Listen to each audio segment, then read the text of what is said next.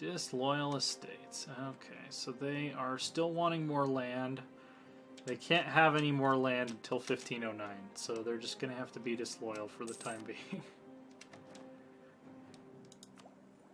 Diplotech. Cool. Staying ahead of the curve. We're going to explore the West African Sea coast. Keep cranking out that prestige. You guys are still exploring, right? Cool. Robber barons. The burghers are concerned with the great influence of the nobility in our state. They claim that many lower members of the nobility are disregarding the peace and law of this land, using their position of power and lands they hold to take up unreasonable tolls and taxes for traders passing by. Some are even said to attack and waylay merchants, robbing or extorting them of their money. Representatives of the Scottish burghers now claim the economic development of our country is held back by these excesses. The nobility, on the other hand, argue that they are simply charging reasonably for the use of their roads property. Some are willing to give the state a part of the share they take. So, this would make the nobility dangerously influential, so we have to curb their excesses.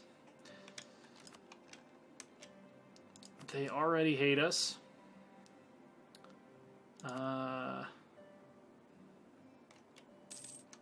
We could give them some land now.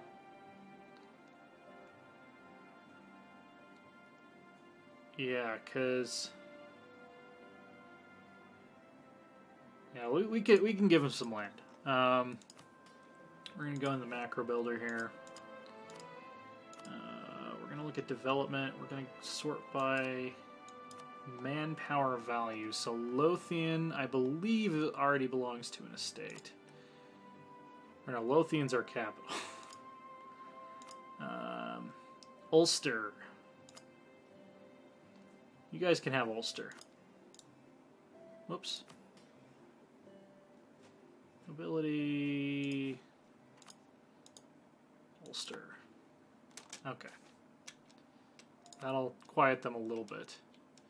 Yeah, we're going to continue to take advantage of natives. It's a sad fact of history that we need to acquire resources to fight our rivals.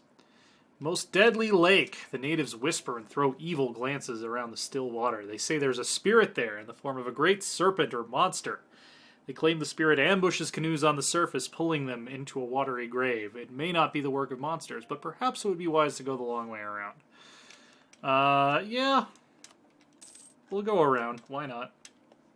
There could be a sea monster in there. You never know. We don't know what's out here. We've never been to Canada. Okay, we've finished the West African Sea coast. We are going to now explore the South Atlantic. Bringing in that prestige. Worship of the Virgin Mary. The Blessed Virgin Mary, Mother of our Lord Jesus Christ, is the Queen of Heaven and mediator of many graces.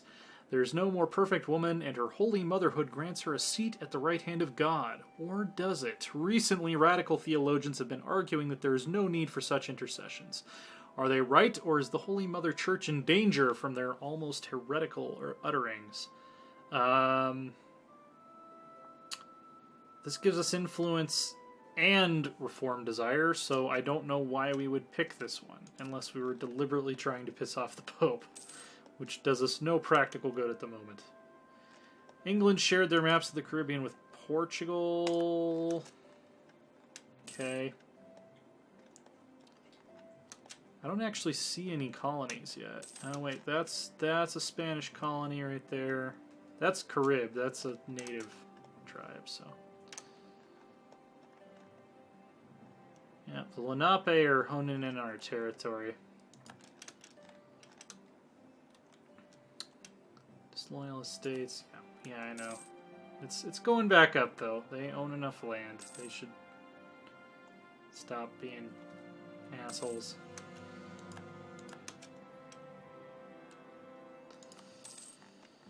It is the lot of a Scottish king to always be dealing with annoying Scottish noblemen.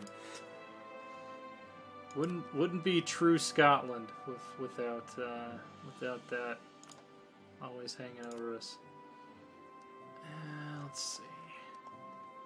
Don't really need to build any more castles right now, do we? It would be nice to have a castle in Lothian, but we don't really have the money. I suppose we could hire an advisor. We could drill our armies. Nope, we can't afford to drill our armies. Let's just go ahead and put this at... let's set it right there. Is that high enough to drill? No. Putting them on drill automatically puts them up to max.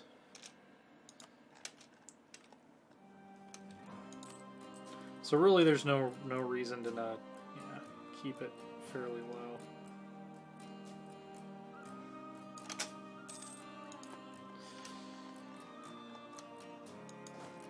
You guys still doing your thing? Cool. So we're kind of just waiting for our colonies in Greenland to finish so that we can block Norway from being able to jump, ahead of us. Ability was granted a generalship.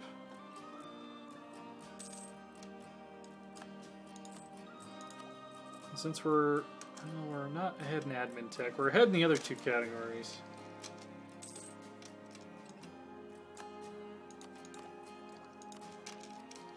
Yeah, we should probably grab the extra colonist. Alright, we're going to explore the South Atlantic coast.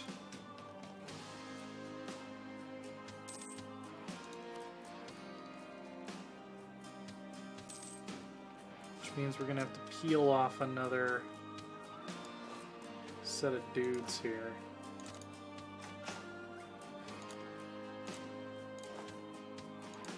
Have to unmothball this fleet. To love and be loved. A royal marriage is rarely a matter of love. Rather, it is a diplomatic opportunity which is not to be wasted. It is also of great importance that the future consort is of suitable status, and it is advantageous if she or he is a foreigner so as not to disturb the balance of internal politics. However, even a king can become love-struck. Then all such matters seem to melt away, from his point of view at least. A local from Cork province has caught Henry I's eye. He appears to be happier than ever, entirely and endlessly enamored. While our nobles and advisors are less than pleased, the union between Henry I and his beloved has strong support among the commoners in the realm. So, King Henry I, who is now 64, who has been a widower for some time and is become kind of an angry old man in his old age, wants to marry a consort of the people. It would make Cork very happy. The nobles are going to be displeased, though, and we would get 10 years of lower taxes and lower manpower. We'd also lose prestige and legitimacy. No, I'm not going to marry a lowborn. We've already got a good heir.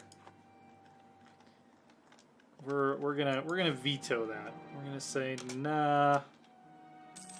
How about we pretend that we did, but then actually we don't.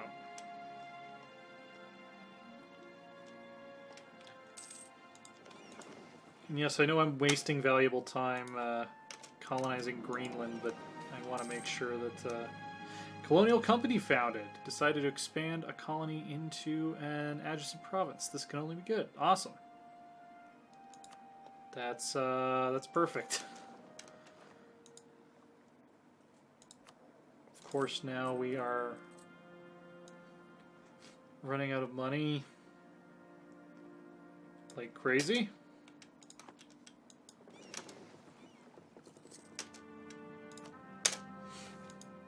Priests are preaching heresy. Rumors talk about several priests who have been preaching heresy, which is clearly against our one true faith. The local populace seem to follow their words, and this may become troublesome in the future.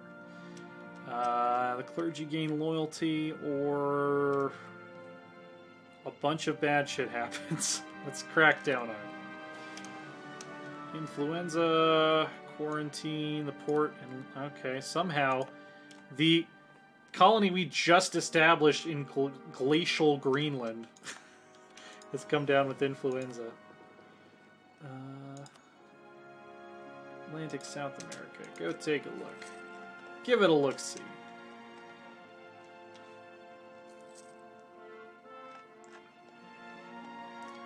Scottish Greenland. Hell yeah. Disputed succession in Bohemia. We're not interested in getting involved in that. Not even a little bit. Let's see. I gotta continue to babysit this army and make sure that they continue exploring.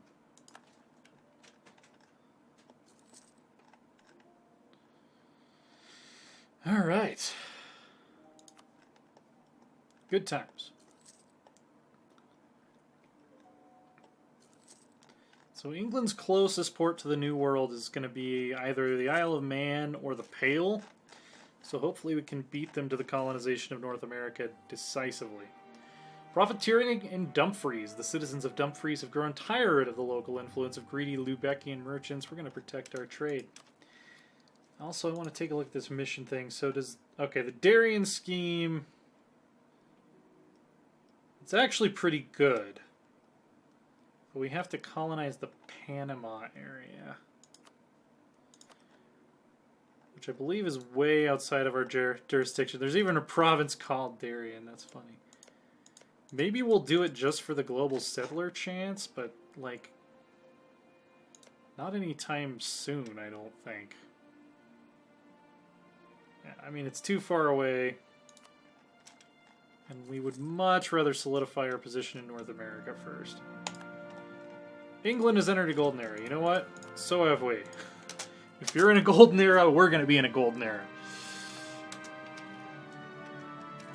So we will compete directly with each other. Alright, there we go. Additional colonists. Send him here. Kennedy MacDonald and Walter Patterson are our two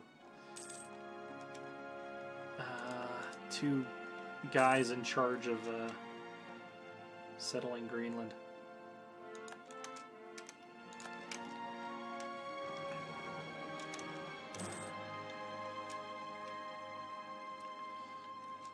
Is this considered... Yeah. Oh, no, this is part of the Hudson Bay node. Oh, that's weird. So, okay, so... The two habitable provinces in Greenland are considered part of the Gulf of St. Lawrence trade node. The non-inhabitable wasteland is considered part of the Hudson Bay trade node. Not that it matters. That's kind of funny. Nobility still aren't happy yet. They're getting happier.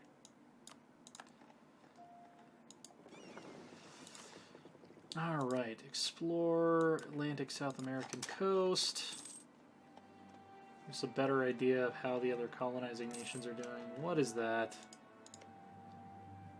Is that a British colony in the Caribbean? Damn it. We gotta speed up our efforts here.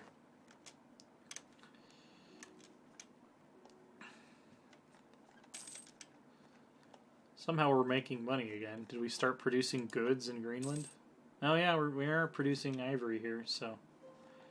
Imagine it's walrus ivory, not elephant ivory. We don't need tech there yet.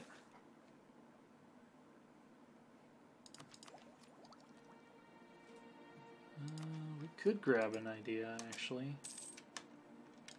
Viceroys. Yeah, because that'll get us another colonist. The Pope condemns slavery. Pope Alexander VI has issued a new papal bull, the Sublimis Deus, which forbids the enslavement of Indians of the West and South and all other people.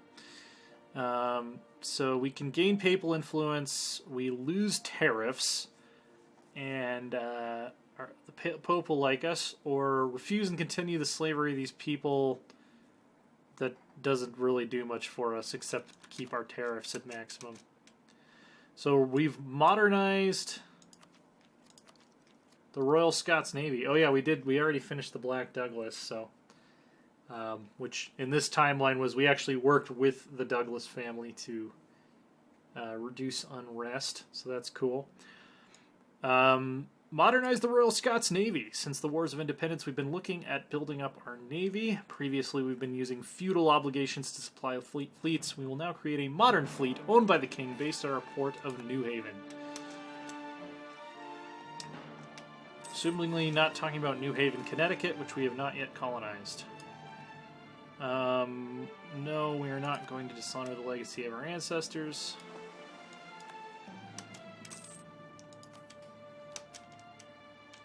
They're coming around. Can't call another Diet for a long time, so they're going to have to come around eventually. Let's see. Yeah, we want to get that third colonist, and we want to get this global settler increase as quickly as possible. Other than that, Denmark's now in a golden era. Other than that, none of these are super high priority.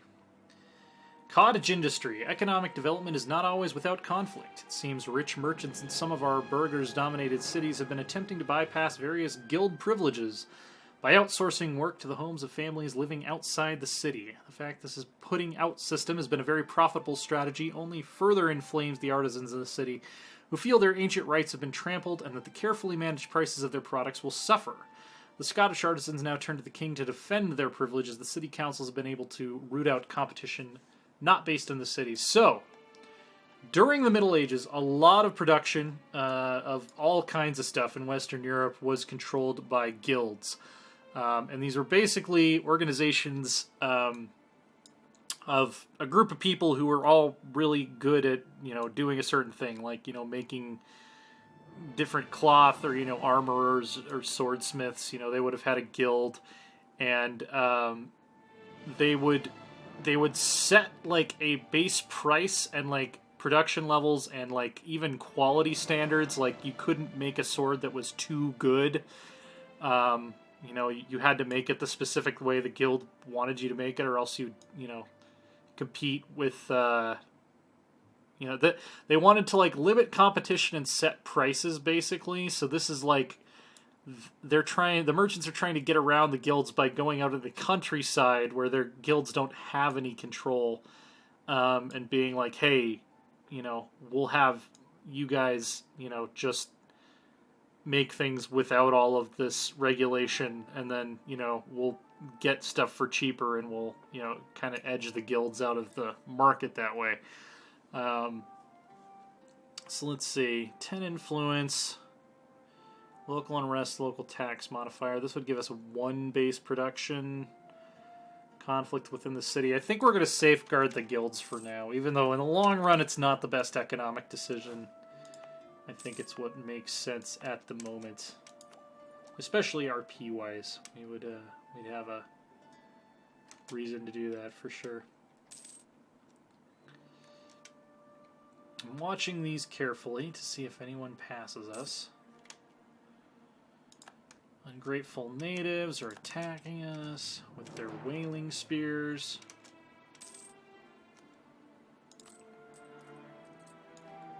Somehow our economy is getting better, so I'm going to raise our army maintenance a little bit.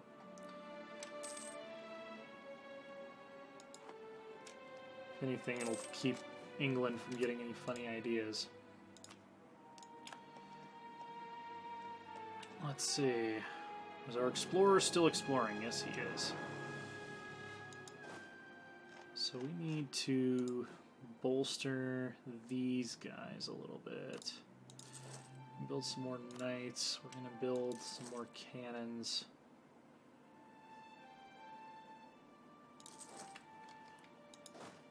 Yeah.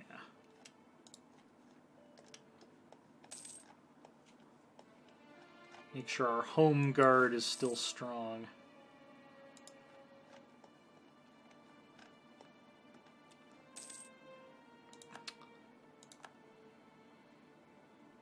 And yeah, as soon as Eriksfjord is done colonizing, we're going to go straight for Canada.